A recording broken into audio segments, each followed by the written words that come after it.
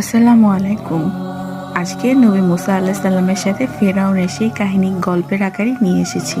অনেক বছর আগে মিশর দেশে ফেরাউন নামে পরিচিত এক অত্যাচারী রাজা বাস করতেন। তিনি বনি ইসরায়েলদের তার দাসত্ব করাতেন এবং নিজেকে ঈশ্বর ঘোষণা করেছিলেন। কিন্তু আল্লাহ মুসা আলাইহিস সালামকে ফেরাউনের অহংকার মোকাবেলা করতে এবং তার জাতিকে অত্যাচার থেকে উদ্ধার করার জন্য পাঠিয়েছিলেন। মুসা আলাইহিস সালামের মা তার ছেলের জীবনের ভয়ে ছিলেন, কারণ ফেরাউন সমস্ত নবজাতক বনি ইসরায়েলদের ছেলেদের মৃত্যুর আদেশ দিয়েছিলেন। মুসা আলাইহিস সালামের মা তাকে আল্লাহর ইচ্ছায় একটি ঝুড়িতে রেখে নীল নদে ভাসিয়ে দেন। ঝুড়িটি ফেরাউনের প্রাসাদে চলে যায়, যেখানে এটি তার স্ত্রী আসিয়া দেখেছিলেন। তিনি শিশুটির নির্দোষতার দ্বারা অনুপ্রাণিত হয়েছিলেন এবং তাকে দত্তক নেওয়ার সিদ্ধান্ত নেন। আর তাই মুসা আলাইহিস সালামকে প্রাসাদের লালন পালন করা হয়েছিল।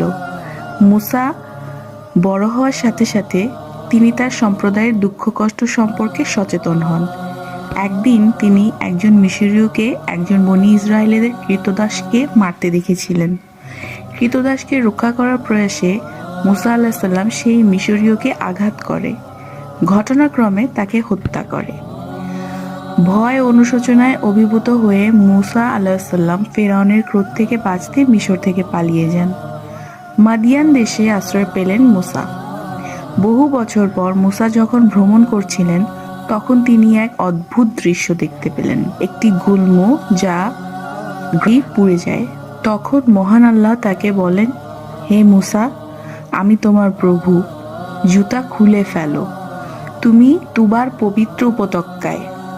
আল্লাহ মুসা আলাইহিস সালামকে মিশরে ফিরে আসার এবং বনি ইসরায়েলদের স্বাধীনতার দাবিতে ফেরাউনের মুখোমুখি হওয়ার জন্য বলেছিলেন। মুসা আলাইহিস সালাম তার ভাই হারুনকে নিয়ে ফেরাউনের সামনে দাঁড়ালেন এবং আল্লাহর নির্দেশ দিলেন। বললেন, বনি ইসরায়েলদের আমাদের সাথে যেতে দাও। কিন্তু ফেরাউন তাদের উপহাস করেছিল। আল্লাহ মুসাকে অলৌকিক নিদর্শন দিয়েছিলেন, যেমন তার লাঠিকে সাপে পরিণত করা। তিনি তাদের উপহাসের জন্য তা প্রকাশ করতে বাধ্য হলেন। সত্য উপলব্ধি করে জাদুকররা তাদের বিশ্বাস ঘোষণা করে বলল, আমরা মুসা ও হারুনের প্রতিপালকের প্রতি ঈমান এনেছি। এসব সত্ত্বেও ফেরাউন বনি ইসরায়েলদের যেতে দিতে অস্বীকৃতি জানায়। আল্লাহ মিশরে প্লেগের পর প্লেগ পাঠালেন, ব্যাঙ, পঙ্গপাল, রক্ত এবং আরো অনেক কিছু। কিন্তু ফেরাউনের মন শক্ত হয়ে গেল। অবশেষে আল্লাহ মুসাকে নির্দেশ দিলেন বনি ইসরায়েলিদেরকে মিশর থেকে বের করে আনতে। বনি ইসরায়েলের বন্দীদের মুক্ত করে হযরত মুসা আলাইহিস সালাম তাদের নিজের সঙ্গে নিয়ে যান। কিন্তু ফেরাউন ও তার বাহিনী তাদের তাড়া করল।